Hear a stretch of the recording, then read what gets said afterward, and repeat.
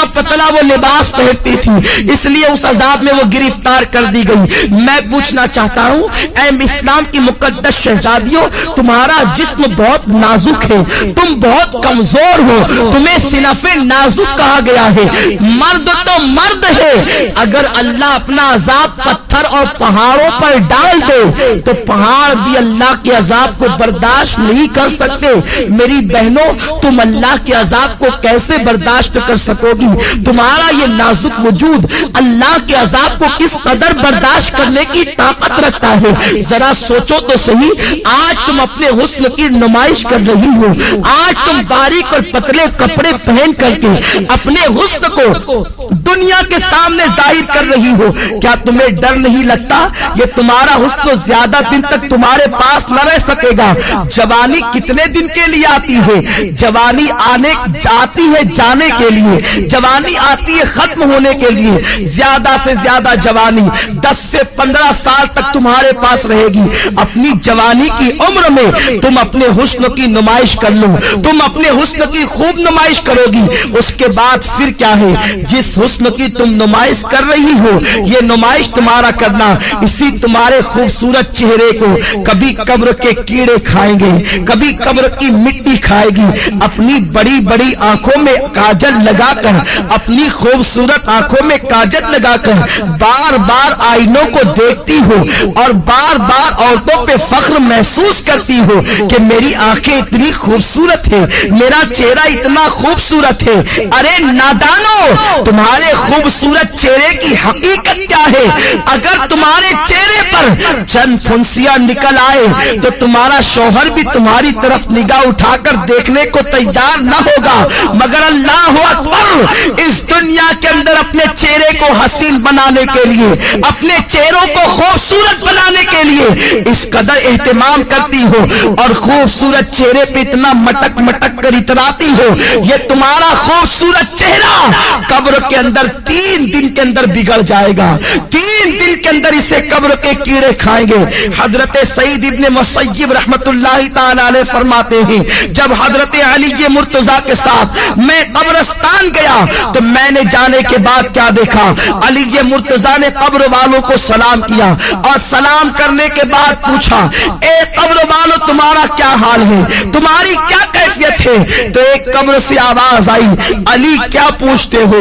جس خوبصورت بالوں کو ہم دن میں کئی مرتبہ سنوارتے تھے وہ بال ہماری کھوپڑیوں سے جھڑ چکے ہیں۔ اے علی کے مرتضیٰ، جن آنکھوں پر ہم بہت فخر کرتے تھے وہ آنکھوں کے گودے بہ بہ کر کے گالوں سے گر رہے ہیں۔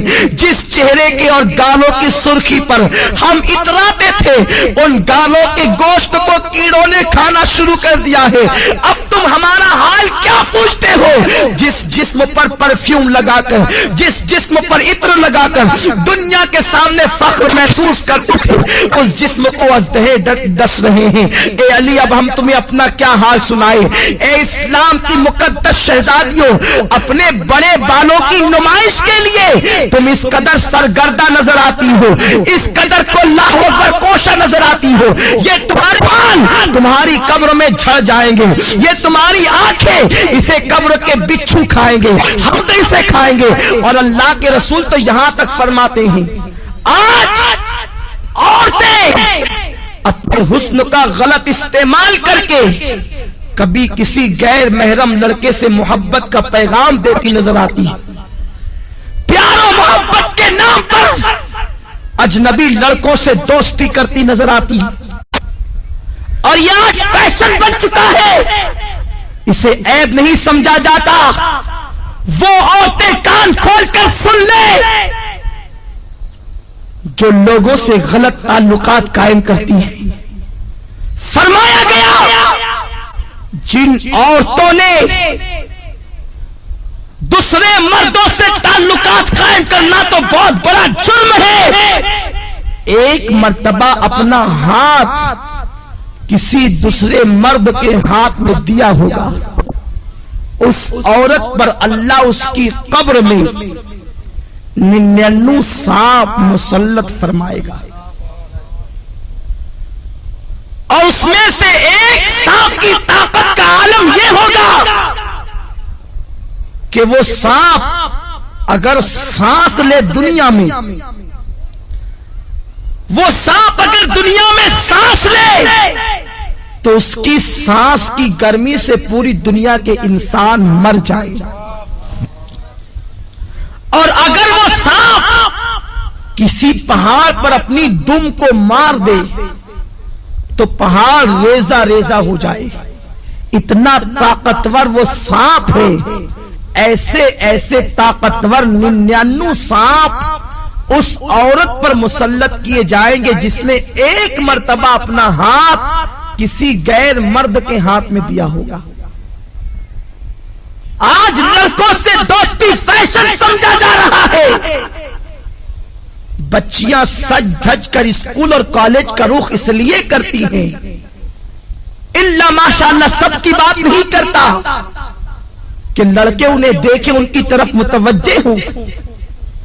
اللہ کے رسول صلی اللہ علیہ وسلم نے فرمایا، میں نے معراج کی رات ایک منظر دیکھا کہ آگ کی کینچی سے کچھ عورتوں کی جلدیں کاٹی جا رہی ہیں، آگ کی کینچی سے ان کی جلدیں کاٹی جا رہی ہے۔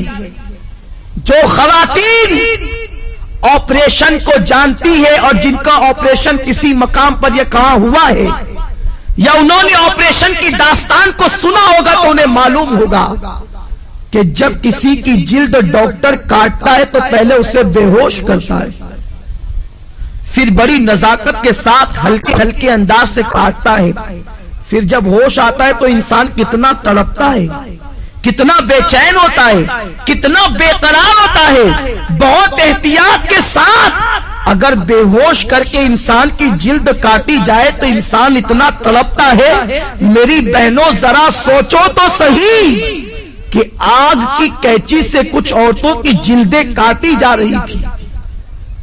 غیب دار رسول صلی اللہ علیہ وسلم نے فرمایا، میں وہ منظر دیکھ کر بے قرار ہو گیا۔ میں نے پوچھا، جبریل یہ کون عورتیں ہیں اور ان پر یہ عذاب کیوں ہے؟ تو جبریل نے کہا، یا رسول اللہ یہ آپ کی امت کی وہ عورتیں ہیں جو اس لیے بن سنور کے گھر سے نکلتی تھی کہ مرد ان کی طرف راغب ہو اور ان کی طرف دیکھے، اس لیے انہیں اس عذاب میں مبتلا کیا گیا۔ اے اسلام کی مقدس شہزادیوں، تم مغربی تہذیب اور فیشن پر عمل کرنے کے بعد بہت زیادہ کامیاب نہیں ہو سکتی، بہت زیادہ کامران نہیں ہو سکتی۔ اور سنو، یہ دنیا ایسی بدترین جگہ ہے، یہ دنیا ایسا بدترین مقام ہے، یہاں کوئی کسی کا نہیں۔ جب تک تمہاری جوانی تمہارے پاس ہے، ہر آنے والا تمہارے قریب آنے کی سوچے گا، تمہارے حسن کو پھول کی طرح جو حسن اللہ نے عطا کیا ہے اس کو مل دینے کے بعد وہ ایسا غائب ہوگا کہ پھر تمہیں کہیں نظر نہیں آئے گا۔ آج کل یہ باتیں بھی سننے میں آ رہی ہے کہ یہ چیز بھی فیشن بنتی جا رہی ہے کہ ایک عورت شوہر کے ہونے کے باوجود دوسروں کی طرف نگاہ کرتی ہے، یا دوسروں کے بہلانے پھسلانے پر، کبھی زیور کے لالچ دینے پر، کبھی دولت کی لالچ دینے پر، کبھی کاروں میں اور بائک پر گھومنے کی لالچ دینے پر عورتیں پھسل جاتی ہے۔ دراصل غلطی عورتوں کی نہیں ہے، اس لیے کہ یہ بیچاری ناقص العقل ہے، بہت جلدی کسی کے پھندے میں آ جاتی ہے، بہت جلدی کوئی نے استعمال کر جاتا ہے، بہت جلدی کوئی نے یوز کر لیتا ہے۔ مگر میری بہنوں، میری بات کا برا نہ ماننا، میں تمہارے نبی کا نواسا اور تمہارا چھوٹا سا بھائی ہوں، میں تمہاری خیر خواہی کے لیے یہ باتیں عرض کر رہا ہوں، ورنہ عورتیں یہ نہ کہیں کہ منبر پر بیٹھ کر ہم سے یہ کیا باتیں کہی جا رہی ہے۔ میں یہ نہیں کہتا کہ اجتماع میں آنے والی ساری عورتیں بری ہیں، میں یہ باتیں صرف اس لیے کہہ رہا ہوں کہ جو بری عورتیں ہیں تم جا کر کے ان عورتوں کو یہ باتیں بتاؤ تاکہ وہ استعمال ہونے سے بچ جائیں، تاکہ وہ غلط کاموں سے بچ جائیں۔ میری بہنوں، میں تم سے پوچھنا چاہتا ہوں، تمہارے پاس جوانی زیادہ دن تک رہنے والی نہیں ہے، 10 سے 15 سال تک تمہاری جوانی تمہارے پاس رہے گی۔ اور سنو، اللہ کے رسول صلی اللہ علیہ وسلم نے فرمایا، عورتوں کا سب سے बड़ा जेवर औरत की शर्म और हया है। जो औरत जितनी बाहया है वो औरत उतनी ज्यादा मुअज़्ज़ज़ है, वो औरत उतनी ज्यादा मुकर्रम है। सुनो, अगर तुम्हारा शौहर गरीब है, अगर तुम्हारा शौहर बहुत ज्यादा नादार और मुफलिस है, तब भी उसी शौहर के साथ वफादारी करो, उसके साथ गद्दारी मत करो। अगर कोई इंसान कितना ही जेवर का लालच दे, कितनी दौलत का लालच दे, कितने ही कारों में बाइक पे घूमने फिरने का लालच दे, कभी किसी की तरफ निगाह उठाकर न देखना। इसलिए कि अगर दुनिया के अंदर किसी के जेवर के लालच में फंसकर, अगर किसी दुनियादार इंसान की लालच में आकर तुम अपनी आबरू का सौदा कर बैठोगी, तुम अपनी इज्जत का सौदा कर बैठोगी, सब कुछ चला जाएगा, दुनिया में इज्जत भी चली जाएगी और आखिरत में तुम जहन्नम का ईंधन बनोगी। और अगर तुमने अपनी इज्जत को संभाल कर रखा, अपनी हया को संभाल कर रखा और गरीब शौहर के साथ तुमने वफादारी के साथ अपने शौहर के साथ वफादारी की, तो नबी का फरमान सुनो, मेरे आका फरमाते हैं जो औरत अपने गरीब शौहर के साथ वफादारी के साथ रहती है, अपनी आबरू का सौदा नहीं करती, ऐसी औरत को अल्लाह मेरी बेटी फातिमा के साथ बगैर हिसाब व किताब जन्नत में दाखिल फरमाएगा। अब अगर तुम बगैर हिसाब व किताब जन्नत में दाखिल होना चाहती हो सैयदा फातिमा के साथ, तो अपनी आबरू का सौदा न करना, किसी के लालच देने में न आना।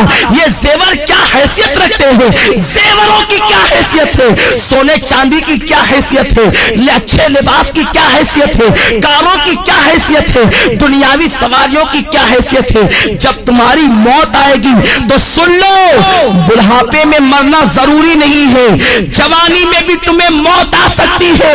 अल्लाह अकबर, जब तुम्हें मौत आएगी, अगर तुमने अपनी हया को बेचकर जेवरात हासिल किए होंगे, यही जेवरात तुम्हारे बदन से निकाल लिए जाएंगे। अच्छे अच्छे लिबास तुमने जो जमा किए होंगे वो लिबास भी तुमसे छीन लिया जाएगा और तुम्हें क्या पहनाया जाएगा, सादा सा सिंपल सा 2 गज सफेद कपड़ा जिसे दुनिया कफन कहती है, वो कफन तुम्हारे बदन से लपेटा जाएगा। काफूर की वो गमगीन खुशबू तुम्हारे बदन से लगाई जाएगी। तुम्हारी सहेलियां आज जो तुमसे कहती है चल इस गुर्बत में क्या रखा है, इस गुर्बत में क्या रखा है, चल चल कर ऐश की जिंदगी गुजार, याद रखना उन जालिमों की बात कभी मत सुनना। ए सैयदा फातिमा की कनीजाओं, नबी ने अपनी बेटी का निकाह किसी करोड़पति के साथ नहीं किया था, नबी ने अपनी बेटी का निकाह ऐसे अली के साथ किया था जिसके पास घर भी रहने को मौजूद न था। हजरत अली के में से मेरे आका कहते हैं अली मैं फातिमा के साथ तुम्हारा निकाह करना चाहता हूँ। अली ऐसे थे उस वक्त तो उनके पास मेहर देने के लिए पैसे भी न थे, कपड़े पहनाने के लिए पैसे भी न थे। अर्ज करते हैं या रसूल अल्लाह, न मेहर देने के पास मेरे पास पैसे हैं, न कपड़ा खरीदने के लिए मेरे पास पैसे हैं। हुजूर फरमाते हैं मेरी जीरा लेकर के जाओ, उसे बाजार में बेच दो और कपड़े खरीद करके लाओ और फातिमा का मेहर अदा करो। मैं पूछना चाहता हूँ, नबी चाहते तो अपनी बेटी का निकाह किसी दौलतमंद के साथ कर देते। बड़े बड़े दौलतमंद मेरे सरकार की बेटी का हाथ मांगने के लिए आए थे, मगर नबी जानते थे अगर मैंने अपनी बेटी का निकाह किसी दौलतमंद के साथ कर दिया तो मेरी उम्मत की बेटियों का क्या होगा, मेरी उम्मत की बेटियां जिंदगी कैसे गुजारेगी। नबी ने अपनी बेटी का निकाह एक गरीब अली के साथ करके दुनिया को बता दिया कि गरीब शौहर के साथ ईमानदारी और वफादारी के साथ अपनी जिंदगी को गुजार देना ये नबी की बेटी फातिमा की सुन्नत है, तमाम जन्नती औरतों की सरदार की सुन्नत है। मेरे आका अलैहिस्सलात व तस्लीम की कनीजाओं, सैयदा फातिमा इतने गरीबी के आलम में अपनी जिंदगी को गुजारती थी कि अपने हाथों से चक्की खुद पीसती थी, चक्की पीसने से हाथों में छाले पड़ गए थे, मशकीजा बदन पर रख करके पीठ पर लाद कर मशकीजे से पानी लाती। नबी की शहजादी के पीठ पर उस मशकीजे के काले काले निशान पड़ गए थे। मेरी बहनों तुम भी तो अच्छा लिबास पहनती हो, नबी की बेटी तो 72 पेवन लगी हुई एक चादर ओढ़ती थी और एक चादर के अलावा नबी की बेटी के पास दूसरी कोई चादर मौजूद न थी। तुम तो 3-3 मरतबा پیٹ بھر کر کے کھانا کھاتی ہو. نبی کی بیٹی تو 3 دن تک کے فاقے کرتی تھی. کیا نبی کی بیٹی کی زندگی تمہارے لیے نمونہ نہیں ہے؟ کیا نبی کی بیٹی کی زندگی تمہارے لیے اسوہ حسنہ نہیں ہے؟ ذرا سوچو تو صحیح. تم 3 مرتبہ پیٹ بھر کے کھا کے اللہ اور رسول سے بے وفائی کرتی ہو، اور وہ 3 دن فاقہ کر کے اتنی نماز کی پابند تھی کہ 5 وقت کی نماز بھی پڑھتی، تہجد بھی پڑھتی، اور جب نفل نماز پڑھتی تو ایک سجدے کے اندر پوری رات گزر جاتی اور سبحان ربی الاعلیٰ کا ترانہ گنگناتی. جب فجر کی اذان سنتی تو حسرت کے ساتھ سر کو سجدے سے اٹھاتی اور کہتی اے اللہ تو نے رات اتنی چھوٹی بنائی کہ تیرے محبوب کی بیٹی فاطمہ دل کھول کے سجدہ بھی نہ کر سکی. اے خاتون جنت کی کنیزاؤ تم مسلمان ہو، تمہاری تقدیر کا ستارہ بہت عروج پر ہے. اللہ نے تمہیں ایمان کی دولت دی ہے. غیر مسلم عورتوں کو دیکھ کر ان کی طرح بننے کی کوشش نہ کرو. فلموں میں ہیروئن کو دیکھ کر ان کی طرح بننے کی کوشش نہ کرو. ذرا سوچو تو صحیح. میرے آقا فرماتے ہیں میں نے عورت کی عزت کو کعبے سے بھی بلند کر دیا ہے. تمہاری عصمت کو نبی نے کعبے سے بلند کیا ہے. تمہیں اپنے آپ کا کوئی خیال نہیں. تم پارکوں میں جا کر اللہ اکبر اللہ کی نافرمانی کر رہی ہو. اور سنو، کوئی کہیں بھی جائے سب کی نگاہ سے تو چھپ کر تم گناہ کر سکتے ہو، اللہ کی نگاہ سے تم کبھی نہیں چھپ سکتے. قرآن کہتا ہے ان اللہ کان علیکم رقیبا. تم جہاں کہیں ہو اللہ تم پر سخت نگرانی فرما رہا ہے. دوسرے مقام پر میرے رب نے فرمایا واتقوا اللہ ان اللہ خبیر بما تعملون. اللہ سے ڈرو کہ وہ تمہارے ایک ایک پل کی خبر رکھتا ہے. اور یہ بھی سن لو میری بہنوں، اگر تم نے اللہ سے ڈر کر گناہوں سے توبہ کر لی تو اللہ کے رسول فرماتے ہیں جو اللہ سے ڈرتا ہے اللہ اسے سب سے بے نیاز کر دیتا ہے. اللہ محتاجی کو دور کر دیتا ہے. جو اللہ سے ڈرتا ہے اللہ اسے ایسی جگہ سے روزی عطا کرتا ہے جہاں پر اس کا گمان بھی نہیں جاتا. آؤ میں آپ کو استقامت فی الدین کے حوالے سے اور اللہ کے خوف کے حوالے سے ایک بڑی پیاری حکایت پیش کروں. امام یافعی علیہ رحمت و رضوان فرماتے ہیں میری بہنیں غور سے سنیں اور اللہ کا خوف اپنے دل کے اندر پیدا کریں. جب ایک عورت اللہ سے ڈر کر گناہوں کو ترک کر دیتی ہے تو اللہ اس کے مقام کو کتنا بلند فرما دیتا ہے.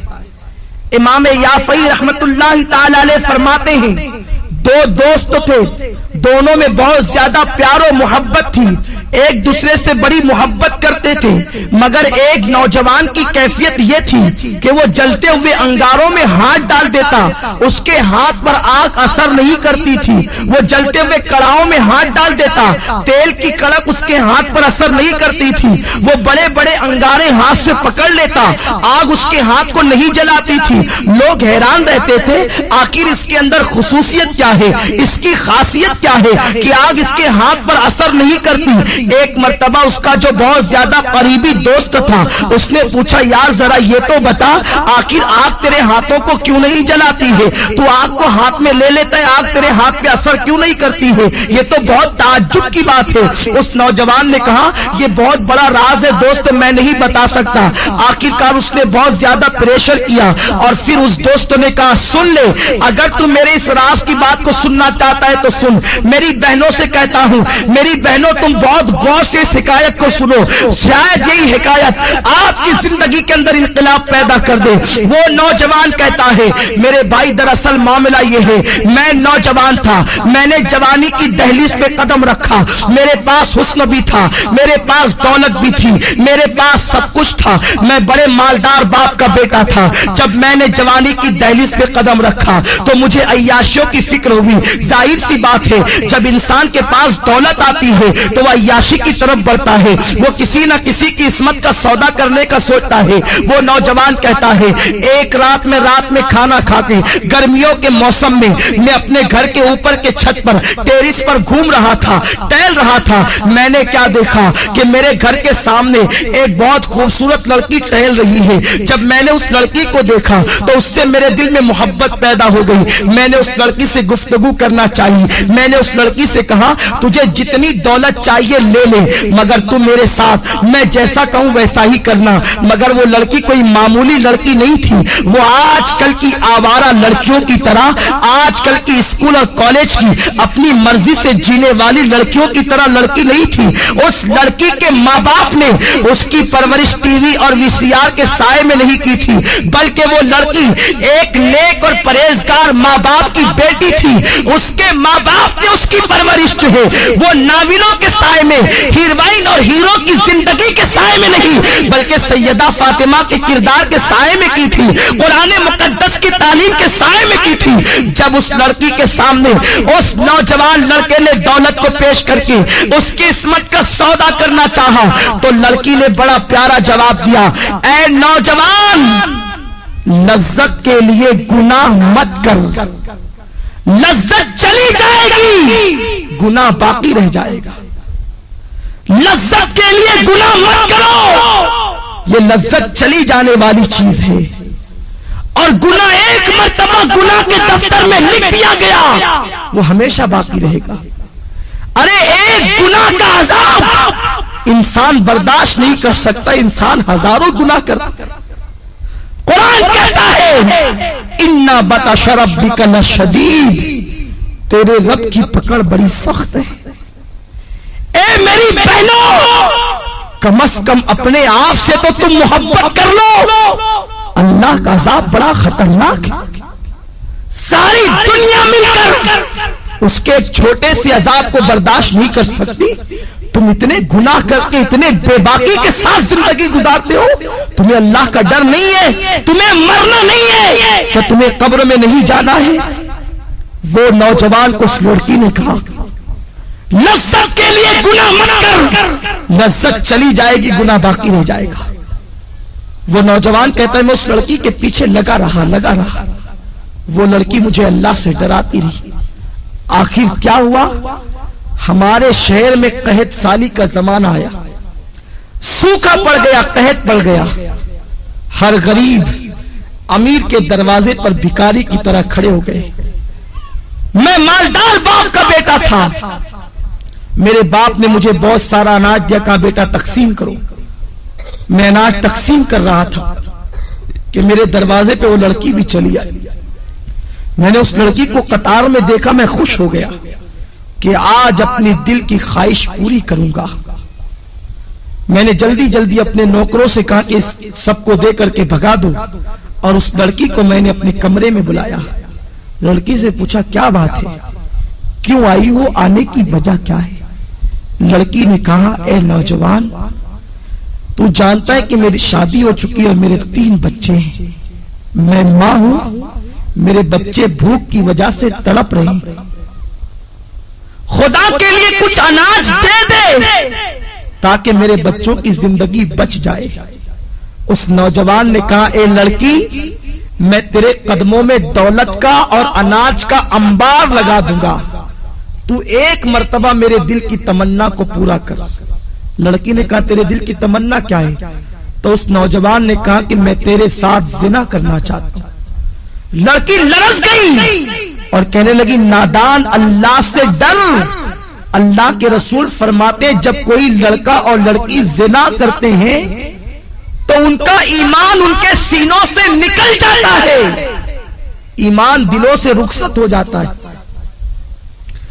और अल्लाह के हबीब फरमाते हैं, جب کوئی مسلمان مرد اور عورت بدکاری یعنی زنا کرتے ہیں تو زمین رو کر اللہ سے کہتی اے اللہ تو مجھے اتنی طاقت دے دے تاکہ میں پھٹ جاؤں اور ان دونوں کو اپنے اندر دبوچوں.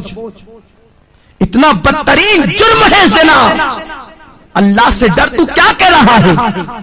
اس نوجوان نے جواب دیا اگر تو میرے دل کی خواہش کو پورا نہیں کر سکتی تو میں تیری بات پوری نہیں کر سکتا. لڑکی چلی گئی. جب وہ گئی تو اس نے کیا دیکھا, اس کے بچے رو رہے. کہتے ہیں ماں اگر تو ہمیں کھانا نہیں کھلا سکتی تو اپنے ہاتھوں سے ہمارا گلا دبا کے ہمیں مار ڈال تاکہ ہم بھوک کی شدت سے تو بچ جائیں. میری بہنوں ذرا سوچو, ایک ماں کے سامنے جب بچے زندگی اور موت کی بھیک مانگ رہے ہوں گے تو اس ماں کی ممتا نے کیا کہا ہوگا. لڑکی نے سوچا بچوں کی 3 بچوں کی زندگی ایک طرف ہے اور زنا ایک طرف ہے. اگر میں زنا کر لوں اور اناج حاصل کر کے بچوں کو کھلا دوں میرے بچے تو بچ جائیں گے, بعد میں توبہ کر لوں گی. توبہ کا دروازہ تو کھلا ہے. اور یہ کہہ کے وہ چل پڑی. یہ شیطان کا سب سے خطرناک جال ہے کہ ابھی تو گناہ کرو بعد میں توبہ کر لیں گے. ہمیشہ سوچو تمہارے پاس گارنٹی کیا ہے کہ تمہیں گناہ کرنے کے بعد توبہ کا موقع ملے گا. کیا گناہ کرتے کرتے مر گئے تو کیا ہوگا؟ ہمارے محلے کی بات ہے, ایک خاتون رات 12 بجے کے بعد فلم دیکھ رہی تھی. گھر میں اکیلے تنہا بیٹھے فلم دیکھتے دیکھتے اس کا انتقال ہو گیا. پورے محلے میں ہنگامہ ہو گیا کہ اس عورت کا انتقال فلم دیکھتے دیکھتے ہوا. محلے کے 80% لوگوں نے اس کا جنازہ نہیں پڑھا اور آج بھی دنیا اس پہ لعنت و ملامت کر رہی ہے. کہیں ایسا تو نہیں کہ کوئی گناہ کرتے کرتے آپ کو ہی موت آ جائے اور ساری دنیا قیامت تک آپ کا ذکر کر کے آپ کو ملامت کرے؟ تو یہ مت سوچنا کہ گناہ کرنے کے بعد توبہ کا موقع مل جائے گا. اگر گناہ کرتے کرتے موت آ گئی تو کیا ہوگا؟ میرے آقا فرماتے ہیں جو جس حال میں مرے گا اسی حال میں اٹھایا جائے گا. اگر گناہ کرتے کرتے مرو گے تو اسی کیفیت میں اٹھائے جاؤ گے. تو بہرحال وہ لڑکی چل پڑی. مختصر عرض کر رہا ہوں. رستے میں آئی تو اس لڑکی نے سوچا کہ اگر میں گناہ کر لوں اور بچوں کی زندگی نہ بچے تب اگر اللہ چاہے تو وہ کھانے کے بعد بھی مر سکتے ہیں. ضروری تو نہیں کہ کوئی بھوکا ہی مرے, کھانے کے بعد بھی بچے مر سکتے ہیں. تو بچوں کی زندگی کے لیے اپنی عصمت پر داغ کیوں لگاؤں؟ جس رسول کے صدقے مجھے عزت ملی, وقار ملا, زندگی ملی, میں اس رسول کا دل کیوں دکھاؤں؟ یہ سوچ کر وہ گئی اور نوجوان سے کہا میرے بچوں پہ رحم کر کے کچھ دے دے. تو اس نے کہا تو میری دل کی خواہش پوری کر, میں تیری خواہش پوری کر دوں گا. لڑکی نے کہا اے نوجوان کان کھول کے سن لے, اپنے ایک ایک بچے کو بھوک سے تڑپ تڑپ کر مرتا دیکھنا تو گوارا کر لوں گی مگر نبی کی نافرمانی نہیں کروں گی, کبھی گناہ کی طرف نہیں جاؤں گی. یہ کہہ کر وہ لڑکی پلٹ گئی اور آ کر حضرت فاطمہ کی سنت کو ادا کیا. وضو کیا اور سر سجدے میں رکھ کر کہتی ہے مولا تو نے کہا ہے گناہ سے بچنے کے لیے میں بچ گئی, اب میرے بچوں کی زندگی بچانا تیرے کرم کا کام ہے. ادھر یہ دعا کر ہی رہی تھی, ادھر دروازے پہ دستک ہوئی. دروازہ کھول کے دیکھا تو وہی نوجوان اپنے نوکروں کے ساتھ کھڑا ہے. اس کے ہاتھوں میں بہت سارے روپیوں کے تھال اور اناج موجود ہے, کھانا موجود ہے. لڑکی نے کہا کیا بات ہے, کیوں آئے ہو؟ اس نوجوان نے کہا اے عورت تو غریب بھوکی پیاسی ہو کر اللہ سے اتنا ڈرتی ہے تو مجھے مالدار ہو کر اللہ سے کتنا ڈرنا چاہیے. میرا دل تیرے تقوی اور پرہیزگاری کی وجہ سے بدل گیا. آج کے بعد میں تجھے اپنی بہن مانتا ہوں، سارے ناپاک ارادوں سے میں نے توبہ کر لی، یہ لے میری طرف سے تحفہ قبول فرما اور اپنے بچوں کو کھلا دے۔ اس لڑکی نے کہا رک جا، پھر سجدہ کیا اور کہتی ہے اے اللہ، یہ نوجوان اگر اپنے قول میں سچا ہے، یہ اگر صحیح کہتا ہے تو یہ تیری بندی تیری بارگاہ میں دعا کرتی ہے کہ تو اس پر دنیا کی آگ بھی حرام کر دے اور جہنم کی آگ بھی حرام کر دے۔ وہ نوجوان کہتا ہے وہ اللہ سے ڈرنے والی بندی کی دعا کا اثر ہے کہ جیسے میں آگ میں ہاتھ ڈال دیتا ہوں تو آگ میرے ہاتھوں پر اثر نہیں کرتی، اس کی دعا میں اتنی تاثیر کہ اس نے مجھے دعا دے دی تو میں دنیا کی آگ کو پکڑتا ہوں تو آگ میرے ہاتھوں پر اثر نہیں کرتی۔ مجھے امید ہے کہ جہنم کی آگ بھی میرے جسم پہ اثر نہیں کرے گی۔ میری بہنوں ذرا سوچو تو صحیح، اگر ایک عورت گناہ سے بچے، ایک عورت اگر برائی سے بچے تو اس کی دعا میں اتنی تاثیر پیدا ہو جائے کہ اگر وہ کسی کے لیے دعا کر دے کہ تیرے ہاتھ پر دنیا کی آگ اثر نہ کرے تو دنیا کی آگ اسے جلا نہیں سکتی، تو خود اس بندی کے وجود کا عالم کیا ہوگا، خود اس بندی کی شان و شوکت کا عالم کیا ہوگا۔ تو میری بہنوں تم اپنے مقام کو پہچانو، تم نبی کی امتی ہو، تم سرکار کی کنیز ہو، تم سیدہ فاطمہ کے نقش قدم پر چلنے کے لیے پیدا کی گئی ہو۔ اپنی عصمت و آبرو کو سمجھو اور اپنی آبرو کا سودا نہ کرو۔ اور چلتے چلتے آخری بات بتا دوں، اگر کوئی میری بہن غلطی سے کوئی گناہ کر چکی ہے تو وہ پریشان نہ ہو، آج بھی توبہ کا دروازہ کھلا ہوا ہے، صدق دل سے توبہ کر لو۔ ابھی تھوڑی دیر کے بعد یہاں پر دعا ہوگی، ذکر ہوگا، اس میں چند آنسو بہا کے توبہ کر لو، اللہ تمہاری توبہ کو قبول فرما لے گا۔ میرے آقا فرماتے ہیں التائب من الذنب کمن لا ذنب لہ، کہ گناہ سے توبہ کرنے والا ایسا ہے جیسے اس نے گناہ کیا ہی نہیں۔ اور اللہ فرماتا ہے واللہ یحب التوابین، کہ بے شک اللہ تبارک و تعالی توبہ کرنے والوں کو اپنا محبوب بنا لیتا ہے۔ ان اللہ یحب التوابین، بے شک اللہ توبہ کرنے والوں کو اپنا محبوب بنا لیتا ہے۔ تو میری بہنوں توبہ کر لو، توبہ کا دروازہ اب بھی کھلا ہے۔ اگر فلمیں دیکھ کر یا ڈرامے دیکھ کر یا پارکوں میں جا کر یا کہیں پر کوئی خطا ہو گئی ہو تو آج صدق دل سے توبہ کر لو، انشاءاللہ اللہ تمہاری توبہ کو قبول فرمائے گا۔ آئیے اس سلسلے میں ایک بات میں تمہارے سامنے اور پیش کر دوں کہ توبہ اللہ اپنے بندوں کی قبول کرتا ہے، مگر توبہ نام کس چیز کا ہے؟ کانوں کو پکڑنے کا نام توبہ نہیں، گانوں کو پیٹنے کا نام توبہ نہیں۔ توبہ کہتے اسے ہیں ایک مرتبہ اپنے اللہ سے دل ہی دل میں عہد کر لیا کہ مولا میں کبھی گناہ نہیں کروں گی، دوبارہ آندھی آئے طوفان آئے قیامت آ جائے مگر تم دوبارہ اس گناہ کی طرف نہ جاؤ، اسی کا نام سچی توبہ ہے۔ اور سچی توبہ کرنے والوں کا مقام بہت بلند ہو جاتا ہے، اس کا مرتبہ بہت بڑا ہو جاتا ہے۔ آج میں آپ کو بتاؤں، حضرت ذوالنون مصری علیہ رحمت و رضوان کے دربار میں کچھ محلے کے لوگ آئے اور آنے کے بعد کہتے ہیں اے ذوالنون مصری، ہمارے محلے کے اندر ایک رقاصہ آئی ہے، ایک ناچنے والی آئی ہے، ایک ڈانس کرنے کے لیے آئی ہے، اور نوجوان جاتے ہیں اور رات بھر اس کے ساتھ بدکاری کرتے ہیں۔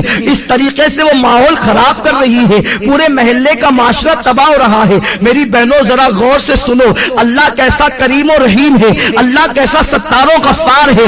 حضرت ذوالنون مصری اللہ کے ولی تھے، اللہ اکبر۔ جب ان کے دربار میں محلے کے لوگ آئے کہ محلے میں گناہ ہو رہا ہے، ایک عورت تباہی مچا رہی ہے، نوجوان کھچے کھچے اس کی طرف جا رہے ہیں، اسے محلے سے نکال دو، اللہ اکبر۔ مگر سنو، اگر کوئی گناہ کرے تو اسے محلے سے نکالنے کی کوشش نہ کرنا۔ گناہ کرنے والوں کو کبھی حقیر مت سمجھو، ہمیں گناہ سے نفرت کرنے کا حکم دیا گیا ہے، گنہگار سے نفرت کا حکم نہیں دیا گیا۔ हमें मर्ज से नफरत का हुक्म दिया गया है, मरीज से नफरत का हुक्म नहीं दिया गया। गुनाह मर्ज है, गुनाहगार मरीज है। अगर तुम मरीज से नफरत करोगे तो गुनहगारों का इलाज कौन करेगा? मेरे आका ने तो बड़े बड़े गुनहगारों को सीने से लगाया। हमें क्या हक बनता है किसी गुनहगार का गुनाह ओपन करके उसका मजाक उड़ाने का? तो मेरी बहनों, अगर तुम्हारे महल्ले के अंदर कोई औरत गुनाह करती हुई पकड़ी जाए या कोई औरत किसी का गुनाह तुम्हारे सामने ओपन हो जाए तो उसकी तशहीर मत करना, बल्कि उसके करीब जाकर उसकी इस्लाह करने की कोशिश करना, उसे गुनाह से रोकने की कोशिश करना। हजरत जुन्नून मिस्री की बारगाह में महल्ले के लोग आकर कहते हैं उस रक्कासा को निकाल दो। उस जमाने के लोग कितने हसास थे, कितने मुत्तकी और परहेजगार थे कि एक औरत गुनाह करने के लिए आई थी, पूरा महल्ला मुखालिफत कर रहा था। यहाँ तो पूरा महल्ला के महल्ला गुनाह करता है, कोई मुखालिफत करने वाला नहीं, कोई मना करने वाला नहीं। बहरहाल हजरत जुन्नून मिस्री ने फरमाया वो औरत फाहिशा है ना, वो औरत बदकारा है ना, वो औरत जिना करवाती है, वो औरत बदकारी करती है, ठीक है तुम चले जाओ, इंशाअल्लाह मैं उसका इलाज कर दूंगा। उसके बाद हजरत जुन्नून मिस्री रहमतुल्लाहि ताला अलैह जाते हैं और जाने के बाद उसके दरवाजे पर बैठ जाते हैं। जब उसके दरवाजे पर बैठ जाते हैं महल्ले के जितने लड़के आते हैं जुन्नून मिस्री जैसे वली को देखकर भाग जाते हैं। हजरत जुन्नून मिस्री उन नौजवानों को समझाते हैं बुराई न करो, ये बहुत बुरी चीज है, इससे रोजी खत्म होती है, इससे चेहरा मस्क किया जाता है, इससे चेहरा बदल जाता है, इससे इंसान तबाह होता है, इससे इंसान बदनाम होता है, इससे इंसान की जिंदगी कम कर दी जाती है। गर्ज के जिना की बुराइयां वो बता रहे हैं। वो औरत सज धज के घर में बैठी है कि आज मेरे यहाँ कौन आता है। सारे लड़कों को शाम ही से जुन्नून मिस्री ने रुखसत कर दिया और उसकी कनीज जब दरवाजे पर आई तो जुन्नून मिस्री उससे कहते हैं तेरी मालिका से कहना आज तुझसे मिलने के लिए जुन्नून आ रहा है, एक रात की कीमत क्या है। वो लरज गई कि हजरत जुन्नून मिस्री इतने बड़े वली कहलाते हैं और वो मेरी रात की कीमत पूछ रहे हैं। कनीज ने आकर बहरहाल बता दिया। हजरत जुन्नून मिस्री उतनी कीमत लेकर के गए और उस लड़की से कहते हैं मैं तो ये कीमत दे रहा हूं, अब रात भर तुम्हारी मेरे कब्जे में है, रात भर तुम्हारी मेरे पास है, जैसा मैं कहूंगा तुम्हें ऐसा ही करना पड़ेगा। लड़की ने कहा मेरा काम तो दौलत कमाना है, तुम जो कहोगे मैं वही करूंगी। उसके बाद हजरत जुन्नून मिस्री ने उसको पैसे दिए और फरमाया आज की तेरी रात मेरे लिए है। फरमाते हैं बेटी इस्लाम की बेटी हर बेटी हर इस्लाम की हर बेटी इस्लाम की बेटी हुआ करती है, ये तूने जो कीमत ली है अब जल्दी से जाके गुस्ल कर और ये नया लिबास मेरी तरफ से पहन ले। उस लड़की ने गुस्ल किया, लिबास पहना। वो अजीब अजीब सोच रही थी कि मेरे साथ जुन्नून जैसा बूढ़ा क्या करेगा। हजरत जुन्नून मिस्री रहमतुल्लाहि ताला अलैह उस लड़की से कहते हैं बेटी आज रात तुझे कुछ नहीं करना है। मुसल्ला बिछाते हैं और पीछे उस लड़की को खड़ा करते हैं और उसके बाद कहते